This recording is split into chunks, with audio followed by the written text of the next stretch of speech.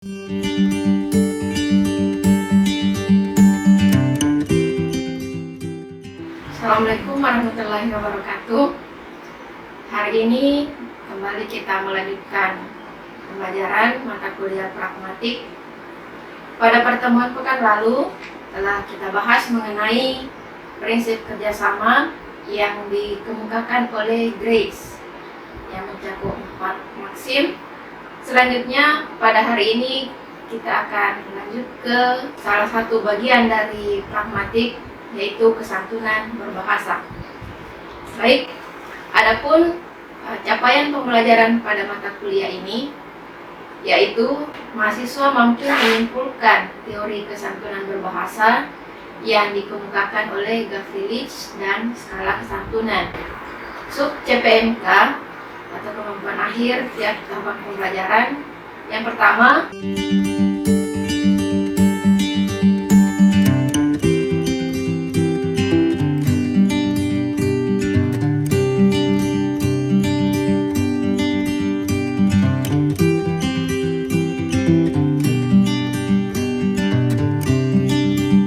baik, jadi yang pertama kita bahas mengenai kesantunan berbahasa sebagai fenomena pragmatik. Jadi antara pragmatik dan kesantunan berbahasa atau dikenal dengan politeness principle itu adalah kajian dari ilmu pragmatik. Jadi ketika kita membahas mengenai kesantunan berbahasa, berarti kita akan membahas pula atau berbicara mengenai kesantunan. Mengenai teori-teori tentang kesantunan, ada banyak pakar atau ada beberapa pakar yang telah mengemukakan pendapatnya. Yang pertama, ada kesantunan berbahasa yang dikemukakan oleh Robin Lakoff yang fokusnya adalah kaidah kesantunan. Kemudian yang kedua, Bruce Fraser tentang kontrak percakapan.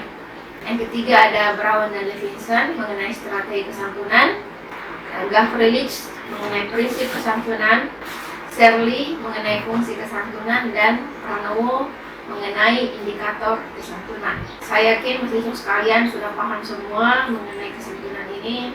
Jadi sebentar dari beberapa pandangan-pandangan pakar ini kita akan lebih tercerahkan tentang apa itu kesantunan, bahwa santun itu bukan hanya sekadar persoalan figuran, tetapi juga lebih kepada tindakan, atau tindakan juga turut berperan untuk melihat santun atau tidaknya seseorang. Baik, yang pertama mengenai teori kesantunan yang dikemukakan oleh Robin Lakoff, menyebutkan mengenai kaidah kesantunan. Ada 3 skala kesantunan yang dikemukakan oleh Robin Lakoff.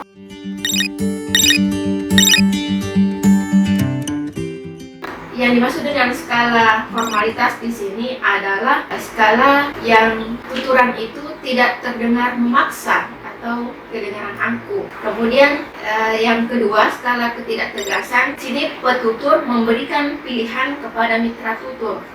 Jadi ada semakin banyak pilihan-pilihan yang diberikan oleh petutur kepada penutur, maka semakin santun tuturan tersebut. Dan yang ketiga, skala kesekawanan, yaitu bagaimana petutur membuat mitra tutur itu merasa tenang, merasa menimbulkan suasana persahabatan dan keramahan dalam situasi tutur tersebut. Kemudian yang kedua, pendapat yang dikemukakan oleh Fraser mengenai kontrak percakapan.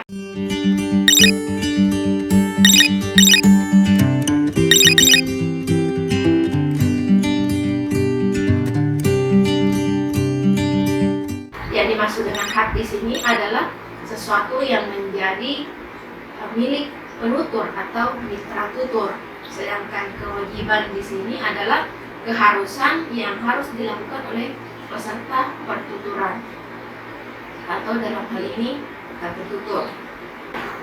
Yang ketiga, Brown dan Levinson mengenai strategi kesantunan. Brown dan Levinson membagi 5 strategi kesantunan ini.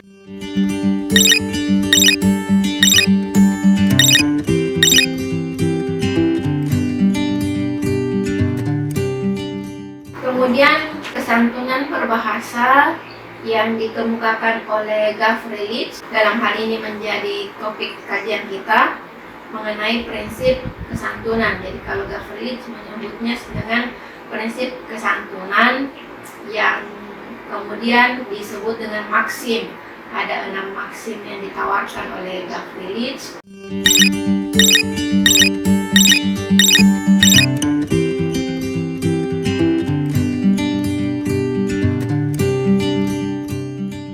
Berikutnya yang kelima, Shirley mengenai fungsi kesantunan.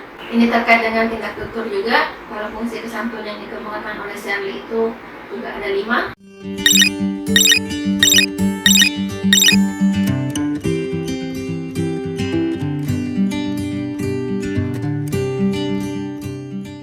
Dan yang terakhir yang dikemukakan oleh Pranowo. Kalau Pranowo itu lebih kepada pemilihan kata yang digunakan. Misalnya ketika seseorang penutur menggunakan kata tolong, menggunakan kata maaf, menggunakan kata terima kasih ketika bertutur. Jadi lebih kepada pilihan-pilihan kata yang digunakan atau lebih melihat pada aspek kebahasaan dari sebuah tuturan itu. Selanjutnya, karena fokus kita mengenai kesantunan berbahasa yang dikemukakan oleh Gavrilich, maka yang akan kita bahas pada pertemuan ini yaitu terkait dengan 6 maksim yang dikemukakan oleh Gavrilich.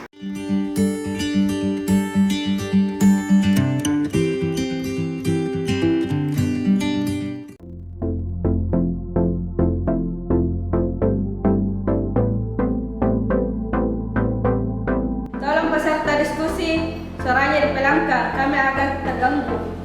Mohon maaf, moderator.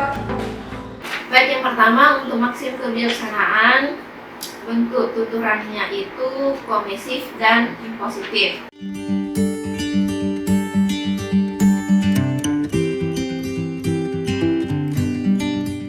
Kesantunan pada tuturan ini tampak pada penggunaan kata tolong. Kata tolong merupakan salah satu penanda kesantunan dalam berbahasa. Kemudian respons dari mahasiswa yang lain yaitu menyadari kesalahannya dengan mengatakan maaf. Maaf juga termasuk penanda kesantunan. Dikatakan meminta karena mahasiswa pertama meminta kepada peserta diskusi yang lain agar memelankan suaranya. Itu salah satu bentuk permintaan, sehingga contoh ini dikatakan maksim kebijaksanaan dengan modus meminta dalam bentuk tuturan yang positif. Kemudian yang contoh kedua, Tapi pemateri, bagusnya kalau materi kita bagikan terlebih dahulu sebelum memulai. Oh iya, terima kasih. Mohon maaf atas kekeliruan kami.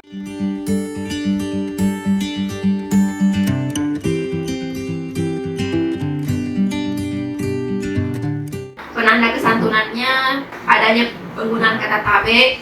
Jadi tabe itu adalah kata dalam bahasa Bugis, tuturan yang mengandung kesantunan, kemudian direspon oh ye, terima kasih, maaf. Jadi itu juga penanda kesantunan. Menyarankan karena mahasiswa 3 di sini memberikan masukan kepada pemateri.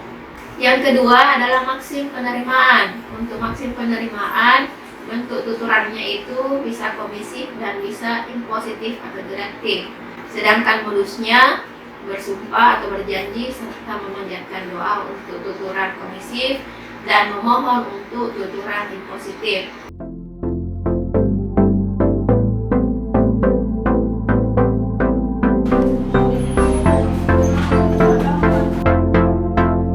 Ya Bu, Assalamualaikum.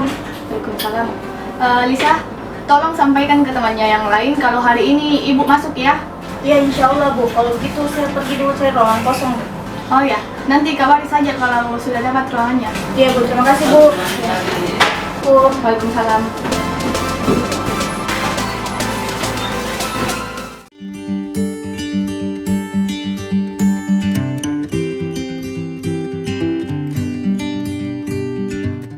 Pemilihan kata insya Allah ini bermakna bersumpah. Jadi mahasiswa harus yakin untuk bisa melakukan hal tersebut, sehingga mengatakan kata insya Allah yang bermakna bahwa mahasiswa benar-benar bisa untuk melaksanakannya. Contoh berikutnya, bentuk tuturannya impositif yang sifatnya menawarkan.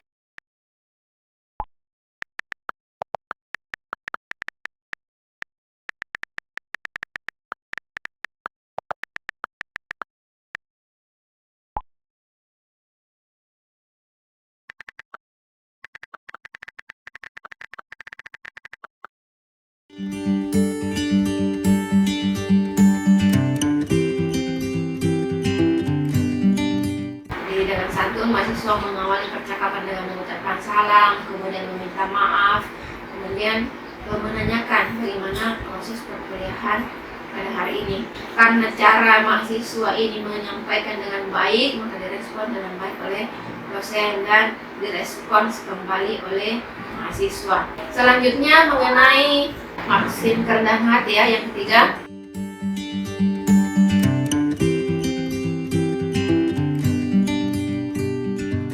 Baik, untuk peserta diberi kesempatan, sesi ini kami berikan 3 pertanyaan saja. Tapi moderator, saya mau bertanya. Ya, silahkan. Terima kasih atas kesempatan yang diberikan kepada saya. Pertanyaan saya kan tadi pemateri membahas tentang puisi dan ada juga beberapa menjelaskan tentang unsur-unsur puisi. Nah, jadi yang saya minta kepada pemateri untuk menjelaskan kembali atau memberikan contoh tentang unsur-unsur puisi yang tadi pemateri sampaikan. Mungkin itu saya kembalikan. Baik, kami persilahkan untuk pemateri untuk menjawab pertanyaan Yusril. Ya, terima kasih kepada moderator telah mempersilahkan saya untuk menjawab pertanyaan dari saudara Yusril. Adapun pertanyaan dari saudara Yusril yaitu apa saja unsur-unsur puisi. Nah, dalam unsur-unsur puisi terdapat 6 unsur, yaitu yang pertama diksi. Baik, terima kasih atas penjelasan dari pemateri. Jawabannya saya rasa cukup jelas dan perinci.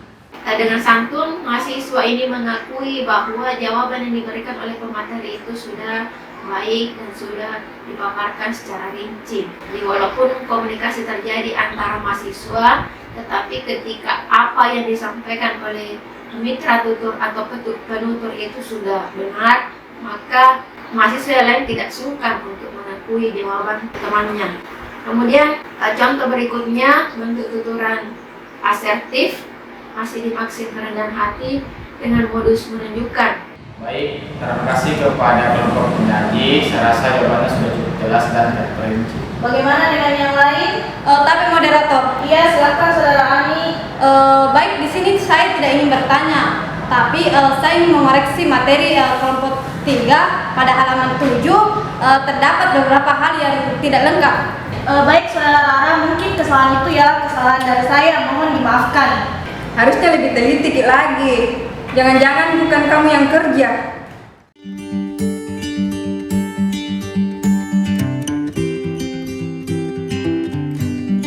Jadi ini sifatnya menunjukkan, jadi peserta diskusi menunjukkan kekeliruan yang dilakukan oleh penyaji.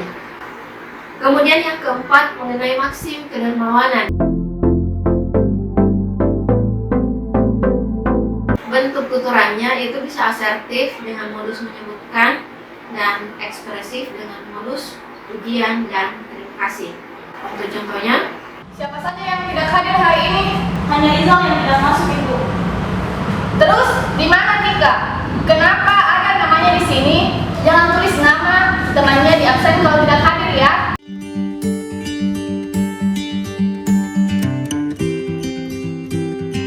ketika dosen bertanya siapa saja yang tidak hadir hari ini, kemudian mahasiswa yang bisa saja ketua tingkatnya menyebutkan hanya Rizal yang tidak masuk, Ibu. Jadi langsung menyebutkan sesuai dengan pertanyaan yang diajukan oleh dosen. Silahkan teman-teman buka materinya yang telah dibagikan. Kerennya materi tak mantap. Iya tahu apa bagusnya materinya, lengkap dengan contoh-contohnya. Beda punya aku. Dia jangan mau terlalu puji-puji. Biasa nanti besar kepala.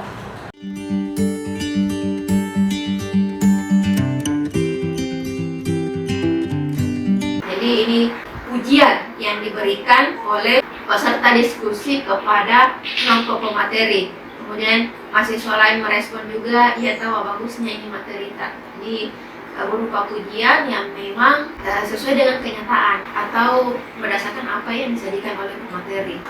Yang kelima, maksim kecocokan. Untuk maksim kecocokan, bentuk tuturannya itu asertif dan ekspresif dengan modus ucapan selamat dan rasa iba, kemudian ekspresif melaporkan. Untuk contohnya,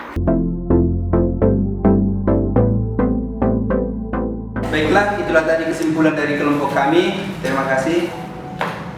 Mohon maaf saya potong ya. Untuk pemateri hari ini kalian cukup bagus dalam menjawab dan tidak bertele-tele dalam menjelaskan. Terima kasih banyak Ibu. Selamat tanda tanda nilai A lagi.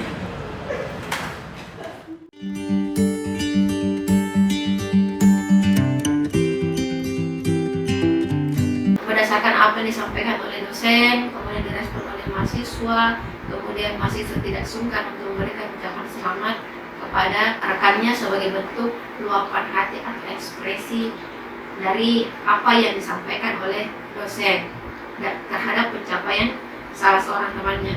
Kemudian yang kedua, bentuk tuturan asertif dengan modus melaporkan.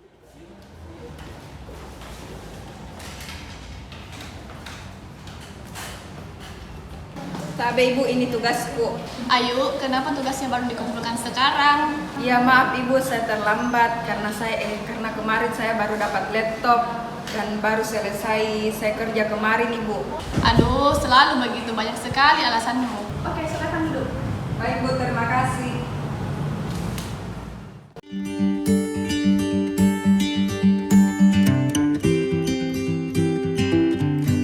Dan yang terakhir yaitu mengenai maksim kesimpatian. Contohnya,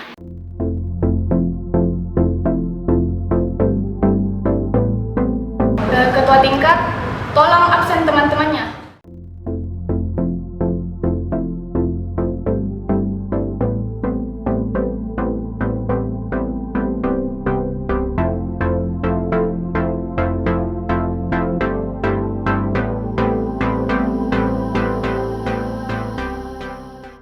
Siapa saja yang tidak hadir hari ini? Hanya Izal yang tidak masuk Ibu. Terus, di mana Tika? Kenapa ada namanya di sini? Jangan tulis nama temannya di absen kalau tidak hadir ya. Maaf Bu, saya tulis namanya Tika karena katanya mau datang Bu, cuma agak terlambat Ki, bocor Ki motornya. Wah, alasan Mali itu udah bela-bela terus temannya.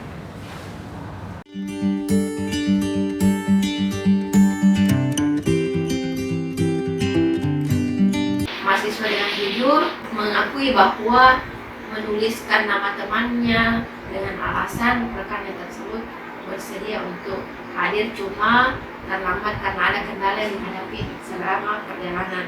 Kemudian yang kedua adalah rasa iba. Harus diketik ini tugas kah? Rusak laptop. Yang tidak punya laptop bisa ditulis tangan kemudian kumpul sama saya. Alhamdulillah, terima kasih. Iya, sama-sama.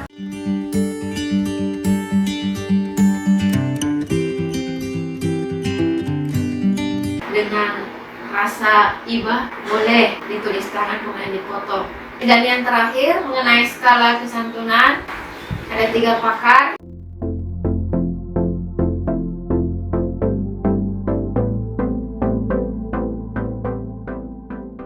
Yang pertama Robin Lakoff.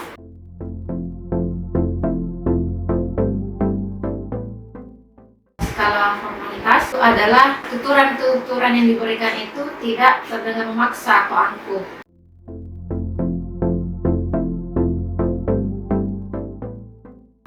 Kemudian yang kedua, skala ketidaktegasan. Sini petutur memberikan pilihan kepada mitra tutur. Jadi semakin banyak pilihan-pilihan yang diberikan, maka semakin santun tuturan tersebut.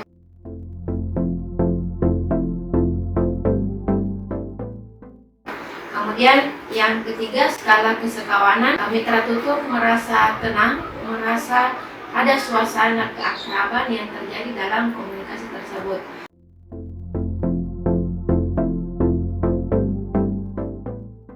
Berikutnya skala kesantunan yang dikemukakan oleh Brown dan Levinson.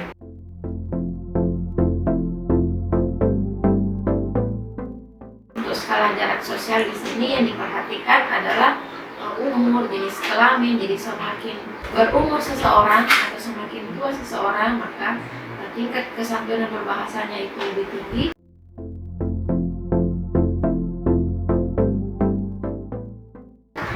Kemudian yang kedua adalah secara peringkat status sosial penutur dan mitra tutur. Jadi di sini dilihat tingkat status sosialnya, misalnya antara mahasiswa dengan dosen. Semakin jauh jarak status sosial seseorang, maka semakin santun tuturan tersebut.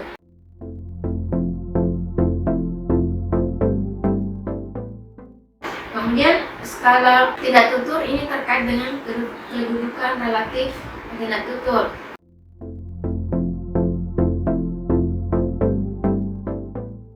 Dan yang ketiga adalah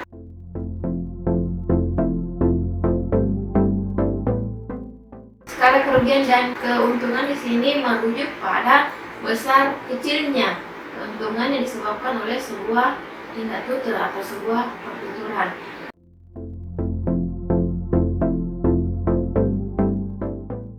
Kemudian yang kedua adalah skala pilihan. Jadi hampir sama dengan skala ketidaktegasan yang dikemukakan oleh Robin Lakoff.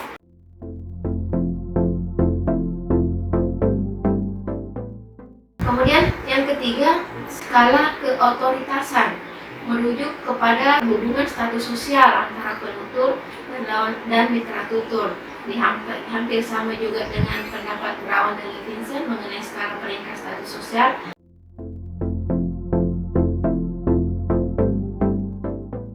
Kemudian skala jarak sosial. Untuk skala jarak sosial ini mengacu pada peringkat hubungan sosial antara penutur dan mitra tutur yang terlibat dalam sebuah pertuturan.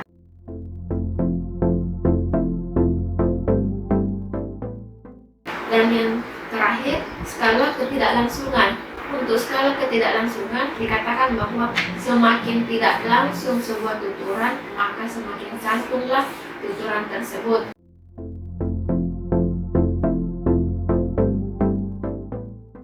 Demikian materi kita. Jadi dapat disimpulkan bahwa ada dua hal pokok yang perlu mahasiswa pahami. Yang pertama, prinsip kesantunan yang dikemukakan oleh Garfield yang memuat 6 maksim, dan skala kesantunan yang dikemukakan oleh Robin Lakoff. Demikian pertemuan kita pada hari ini. Saya akhiri. Assalamualaikum warahmatullahi wabarakatuh.